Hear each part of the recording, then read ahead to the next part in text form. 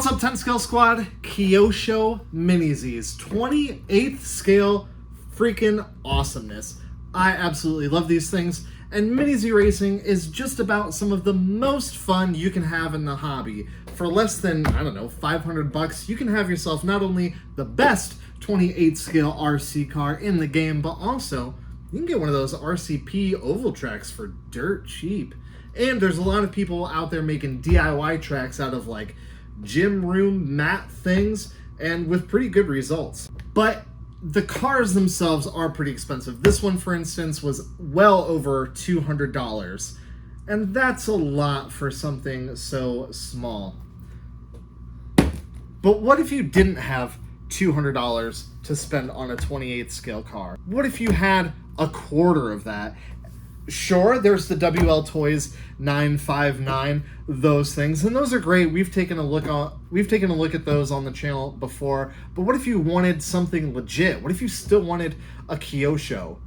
Well, this Kyosho right here says Mini Z. This is on sale right now for like 56 doll hairs. That's not a lot of doll hairs. So why is this Kyosho a quarter of the price of this Kyosho? Well, that's what we're here to find out. Now, full disclosure, I did actually buy one of these first Mini Z's years ago, and it was broken right out of the box. It did not work. I put batteries in it, it didn't work.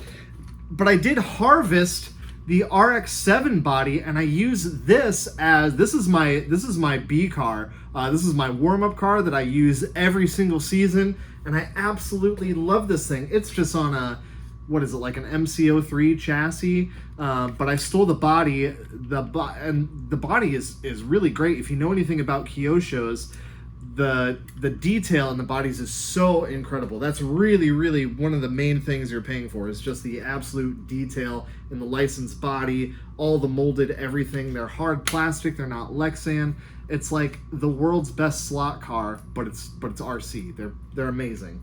And these bodies themselves usually go for starting at 50 bucks online. So you're already like well ahead of the game if you're just after just the body. So I got this one. It's the K-Truck flavor, you know, one of my favorites. It is a classic case of, you know, the grass is always greener on the JDM side of the fence. They're pretty difficult to get a hold of IRL in America. So, you know, when you can't have it in real life, you buy it in 10 scale, or in this case, 28 scale. So let's take a look at this thing, shall we? The box is in pretty much, well, it is all Japanese, and I have no idea what it's saying. And even when you Google Translate the thing, it still doesn't make a whole heck of a lot of sense. But, you know, whatever, we'll figure it out. How hard can it be? It's an RC car. And if you like K-Trucks, check out 10scalegarage.com. Get yourself the I'm Huge in Japan K-Truck shirt, one of my personal favorites. And here we have the transmitter. This thing is teeny tiny. Not a lot of travel in that throttle. And it's itty bitty, and it weighs absolutely nothing. Quite a bit different than a normal Mini Z transmitter. And it looks like it uses two AAs, 2 Alcoholic Anonymous batteries. We got some of them, I'm sure. I see a switch that says low, high, and off. And I think it has a stopwatch built into the transmitter for like time attack, I guess, maybe. I don't know. Conage, love to see it. Something to get lost under the couch, for sure. We have some instructions. They're all in Japanese, all of them. Do we have an Englishville? Oh yeah. Here we go. And bam, there we go. Look at that. That is absolutely adorable. Cute little K-Truck. Looking at it next to a normal 28 scale, it is giant. So this is probably going to be, honestly, more like maybe an 18th scale, because of course K-Trucks are itty bitty, teeny tiny. A K-Truck next to an RX-7 is not gonna look like that. but still cool nonetheless. I love the little steel wheels, pretty accurate to what would be on the real thing. And that's one of the things I love about Kyosho, you know, it is so detailed. The badges, all the lights, everything on the body, the latches, everything. Windshield wipers, mirrors, and again, it is hard plastic, not Lexan. So I mean, it's about as legit as it comes. For $50 in just the body alone, I'd say it's definitely worth it.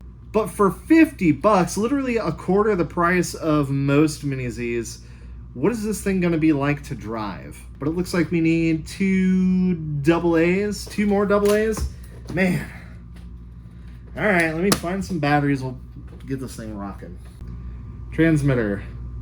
Well, let's just put it right to high, right? Maximum berries. There we go. And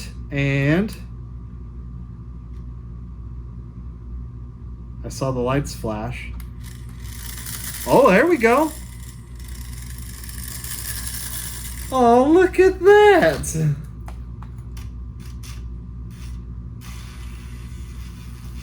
Ooh. It is proportional steering, but just barely. It feels like it is really taking a lot out of that thing to move the tires just a little bit. But sure, I'd call that proportional, I suppose. There we go. Yeah, okay. Can we get it to flip a donut? Surely it can flip a donut.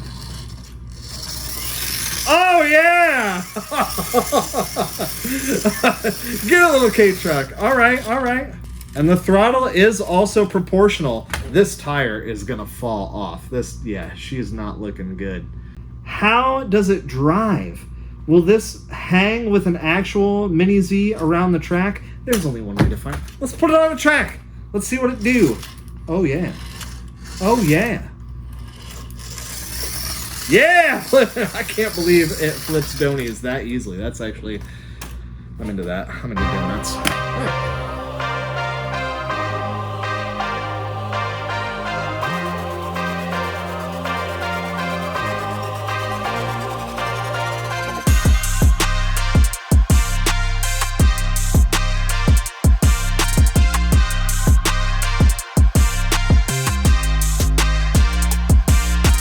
Alright, we're on the Mini Z track. Oh! Boy, the steering is kind of unpredictable. Come on. Just a clean lap. That's all I want. Clean lap. You can tell when I'm off the throttle because the headlights turn off. Yeah, the steering is, look, that's full left and it barely wants to turn. But then if you want to go right, it darts. It really darts. So, see, that was full left and immediately right into the wall. Full left again, and then right. The steering also feels a little delayed. Like there's definitely a little bit of input lag.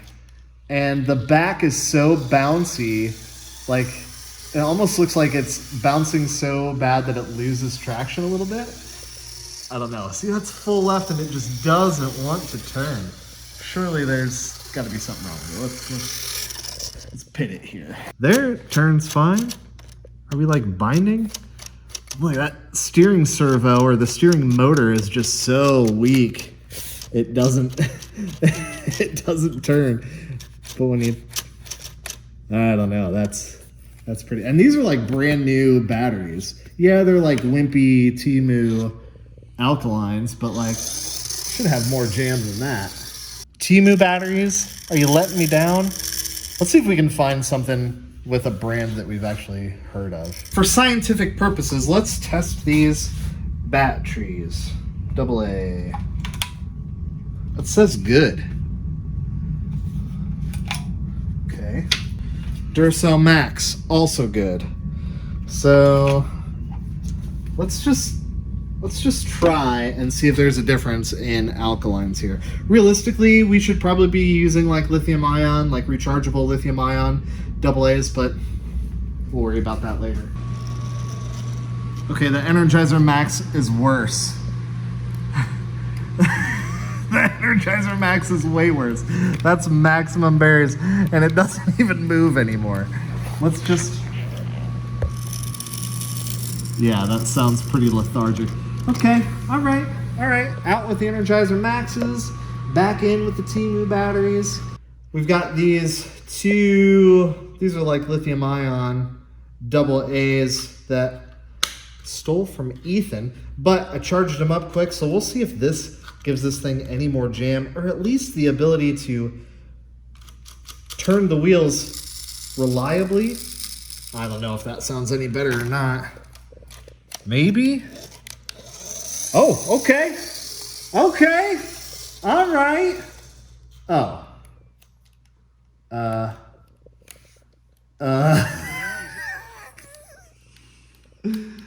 What in the blazes? Are you kidding me? Now I gotta walk on the track? Well, it said these batteries were charged, but clearly they are not. They are 4 years old now, so maybe it's time to get some legit rechargeable batteries. Oh, whatever. Yeah.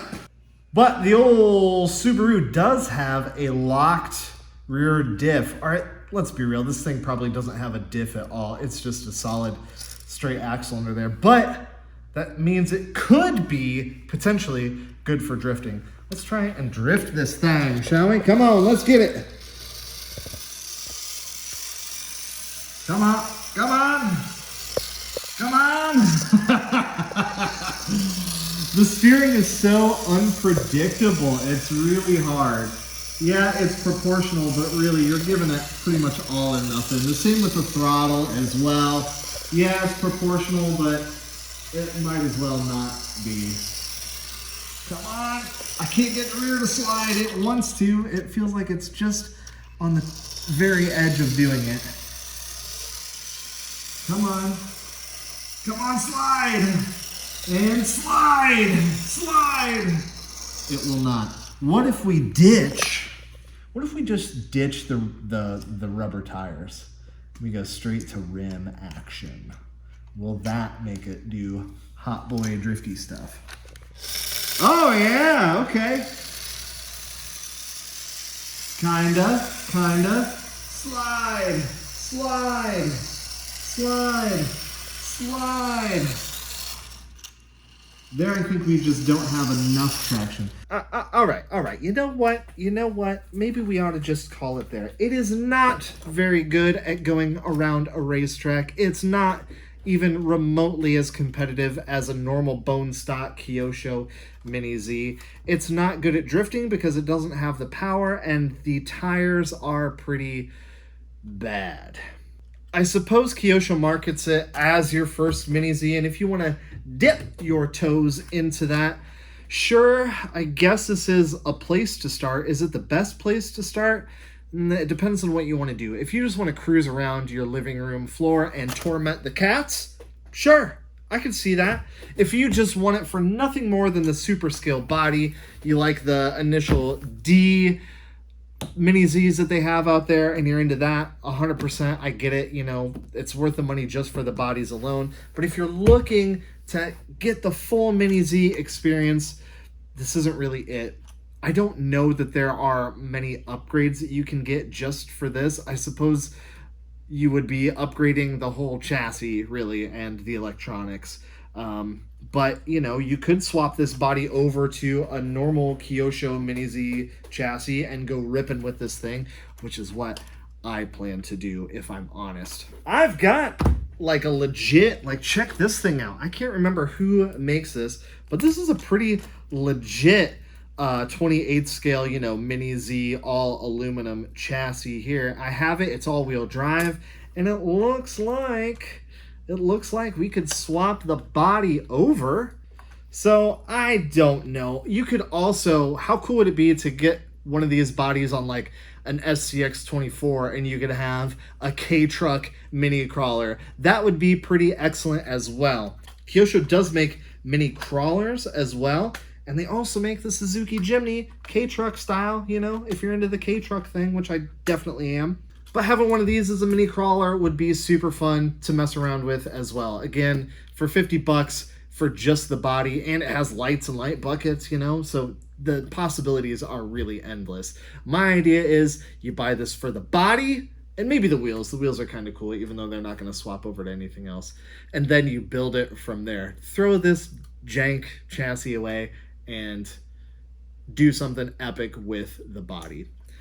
That's what I plan to do, but what do you think I should do? Should I go full Hot Boy drift mode K-Truck? Or should I put it on like a SCX-24 chassis and take this thing off-road, put some big chungus wheels and tires under it? Or should I try and give this thing some more jam? Give it some, I don't know, more power and try and figure out how to get some better wheels and tires under this thing? Let me know down below. And if this is your first time checking out the channel, welcome. I'm glad you found it. I like to do RC shenanigans like this all the time. We've got some epic stuff coming up. You're going to want to stick around. All right, guys, until next time. Dude, we're chopping K-Trucks out here. Chopping them!